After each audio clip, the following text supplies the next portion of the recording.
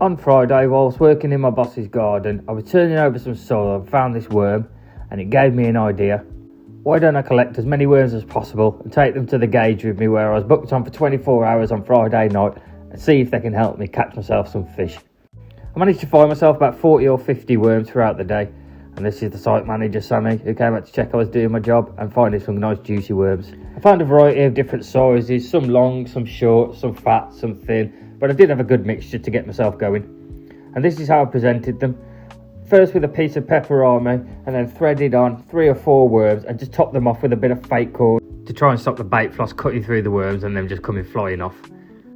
The weather wasn't the best when I got there, but I managed to get set up and 2 rods out in time just for the rain to set in. And it didn't take me too long to get my first run, and I was off the mark.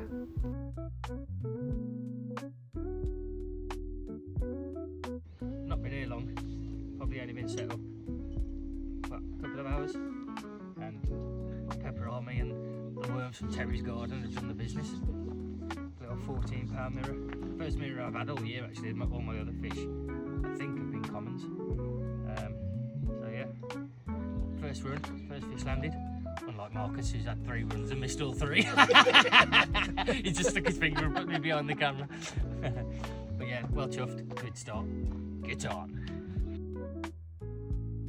I sent that one back on his way, and it was about time to get some food on, and Marcus had bought a nice array of burgers and lamb kebabs, which filled me up nicely, ready for another fish on the bank.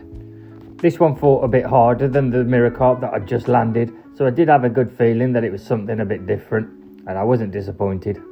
First sturgeon, and Terry's worms doing the business again on a little bit of pepperami. Only £17, I thought it was a bit bigger than that, but what a fish, man. I absolutely love these. I've said this in videos before, they're probably my favourite fish to catch. Proper prehistoric, cool looking things, man. Dinosaurs. What a fish. The fishing slowed down a bit after that, so we got the fire going and had a couple of beers, and it wasn't too long before the dark set in and we started to think about getting to bed. Although getting into bed held more surprises for me when I figured out that my bed chair was missing a bolt. And then I woke up at 4 o'clock in the morning for a wee to discover this guy staring down at me. The weather was absolutely grim in the morning, and I sat there and watched this lad land a fish getting hammered by the rain and the wind. But it did kind of ease off after a bit. Time for a bit of breakfast. But in typical fashion, every time you stand around doing nothing and then decide to have some food, you get a run. So, just sat down to eat breakfast. I should probably see my sandwich is still on the chair behind me. And landed myself another nice little mirror. I'm not going to bother weighing it. I think it's probably only about 14, 15 pounds maybe. But third fish again on Terry's worms. And not too long after that, my first ever diamondback sturgeon out the Gauge. Yeah, lovely fish. Not as big as my first sturgeon, but probably a bit better looking. I love the markings on these diamondbacks. So yeah, what a fish.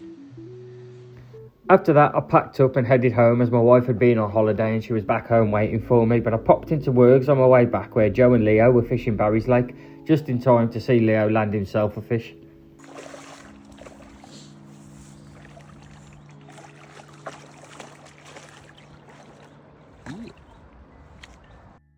Not the biggest by any means, but an absolutely gorgeous looking little common. Absolutely pristine.